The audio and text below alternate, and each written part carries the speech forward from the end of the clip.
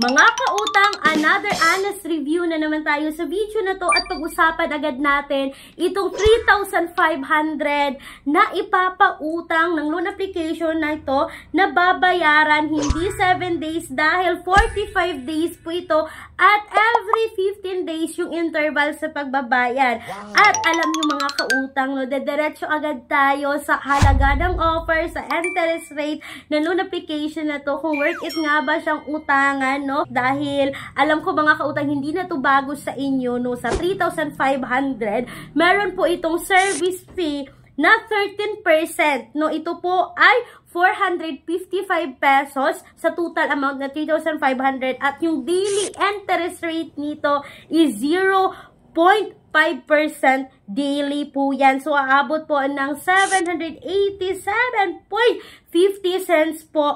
And yes, mga kautang, no, alam nyo na sa 3,500, meron po itong 15 days or every 15 days sa pagbabayad. First na schedule is 1,428. Second schedule is 1,428. The third schedule is 1,431.50 cents. So, aabot po ito mga kautang ng 4,288 in 45 days. At alam nyo mga kautang, sa 3,500, yung ma-receive nyo dito is 3,045 pesos. So, aabot siya ng 4,288 yung babayaran. Yan po ngayon ang offer sa amin dito kay Mr. Cash. And yes, mga kautang, no, si Mr. Cash po yung pag-usapan natin. At alam ko na si Mr. Cash ay tumatanggap ng PhilHealth ID. At alam nyo mga kautang ko, kaya first time loaner dito, ito po ay 18 days, hindi 7 days. At ito po ay nakasec registered under po ng A Generation Lending Corporation. Ito po ay submitting an accessing entity sa CIC at ito po ay nasa listahan ng mga recorded online lending dito sa Pilipinas. Walang pending cases.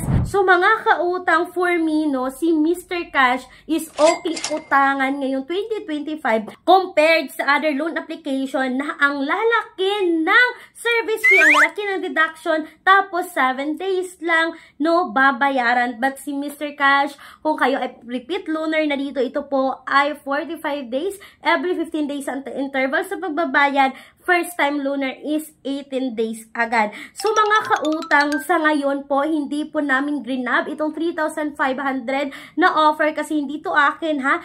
Sa Peramax PH po ito, kaya i-share ko sa inyo itong video na to para aware kayo na na-offera na naman sila. So sa akin, yung account ko is 2,500 yung offer ni Mr. Cash, but hindi na ako nakapag-reloan dito. Ewan ko mga kautang kung bakit hindi ako nakapag-reloan dito na on time naman ako nagbayad. So abangan nyo mga kautang, no, yung pag-update namin ulit dito kung kukunin or i-grab namin itong 3,500 kung makapag-reloan nga ba kami rito, no, sa Mr. Cash gamit yung account dito kay Peramax PH, which is yung tester namin dito is si Ma'am Sheila. So mga kautang, sana ay nakatulong itong quick and honest review ko ngayon dito kay Mr. Cash. Abangan nyo sa susunod kong mga uploads. Ganito na yung style natin sa pagbablog. Wala nang pa-guide-guide pa on how to apply this loan application kasi most of the time, lalong-lalo na sa mga inyo dyan, sa mga borrower natin dyan, alam ko na memorize nyo na kung paano mag-apply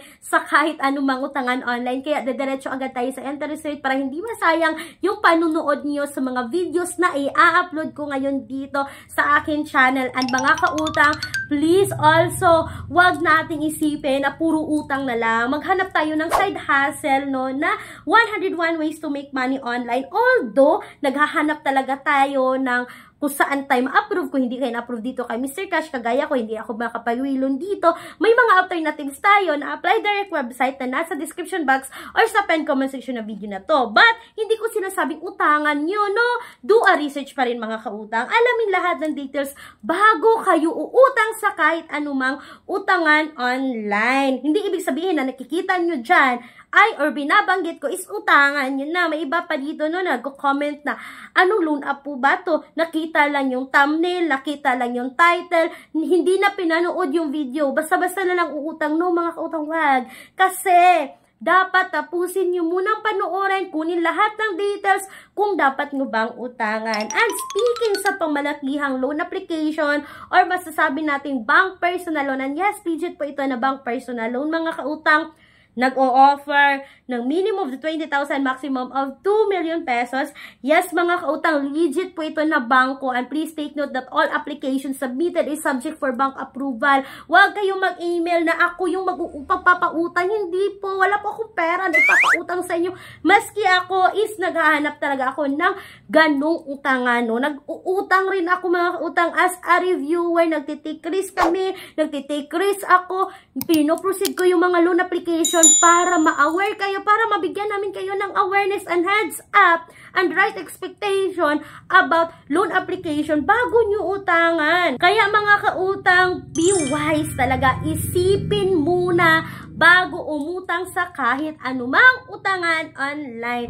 And mga kautang, sana po ay nakatulong itong quicks and pinaka-direct ko ngayon na vlog since 2022 pa ako nag-vlog mga kautang, no. Sana po ay subaybayan nyo pa sa susunod kong mga videos kasi ganito na yung style natin, wala nang pa tutorial pa dyan kasi alam ko, no, sana nanonood dito memorize na yan kung paano umutang online. And sa mga valid IDs, tumatanggap din naman ito na PhilHealth, UMID, and most of the time, yung mga loan application, mas okay na pwedeng mga primary valid IDs yung gamitin natin or pwede mga national ID kasi nagsilabasa na yung mga national ID natin. And yes, mga kautang, that's all for today's video. No, masasabi kong okay talaga utangan si Mr. Cash compared sa mga other loan application. Once again, this is Clarice, ang inyong number 1 pala utang dahil utang is life.